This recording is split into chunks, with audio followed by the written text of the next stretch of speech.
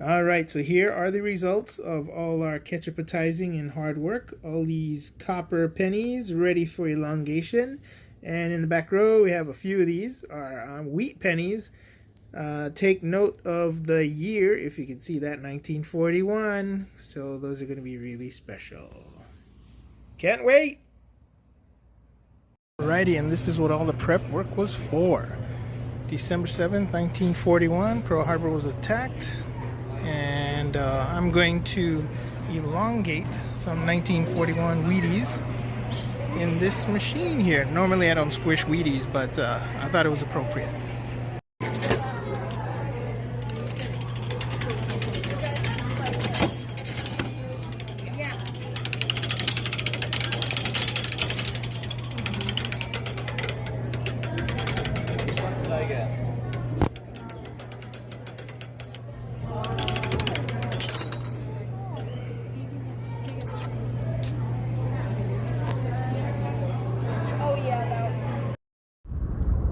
This is an absolutely stunning 2-ounce high relief Arizona memorial coin, and I'm actually going to take you there.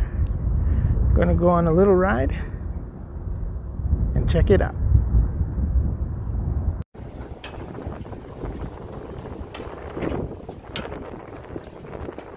So here we are boarding the water buses. These are operated by the United States Navy. The park itself is part of the National Park System, and they really do a good job of getting all the visitors in safely and comfortably. So here we are going right up to the memorial itself. It's really quite impressive when you get there. Pretty awe-inspiring. So as you walk through up the ramp, you get through the front entrance here, and through this walkway is like a light chamber. There are 3 skylights, so it's pretty neat. And then you walk through the triangular doorway here, and that leads to the main viewing area, which sits right over the hull of the USS Arizona Memorial. So this is in the main viewing area. That is the remnant of turret number 3, and the concrete stuff on the side that was built after the attack. That's where it was moored, and this little rusty pipe here is actually a mast from the Arizona, which the flagpole is now mounted to. The ship itself is still leaking oil. Now they bubble up in little droplets. The ships themselves, December 7th, the morning of, they were ready to go out to sea, so they were fully loaded, and the oil is still bubbling up 78 years later. It's quite a sight to see. You can smell the crude. It's really neat. Now this is the main chamber. This is the list of all the fallen. Now what you have to remember is up until the attacks on 9/11 at the Twin Towers, this was the greatest loss of life on American soil, basically. It's quite sombering.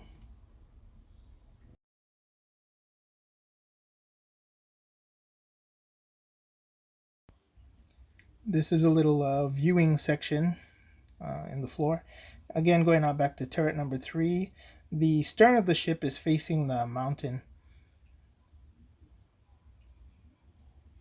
And what's happening is all the survivors of the actual attack are being allowed to be interned with their shipmates as they pass. Currently, there are only 2 remaining survivors, and they're approaching 100 years old. So as we exit the memorial, go down the ramp to our water bus, and really it's a place of great reflection, and it really makes you appreciate what we have today and what the men and women of the era needed to do to survive and assure that we have the freedoms we have today. Now, moving on, this is a little model they had in the museum of what the Arizona looks like now. In the forward section is where the main explosion occurred when an armor-piercing round went through the deck. Now this is the 20,000-pound anchor of the Arizona Memorial. Now when that armor-piercing bomb went through the deck and exploded the forward magazine, there was such force that it flew this anchor hundreds of yards away. It's just amazing to think of the sheer power of the blast. And here you can see kind of a scale size comparison when we pan to the right of exactly how big the Arizona was and how big those anchors are. It's amazing.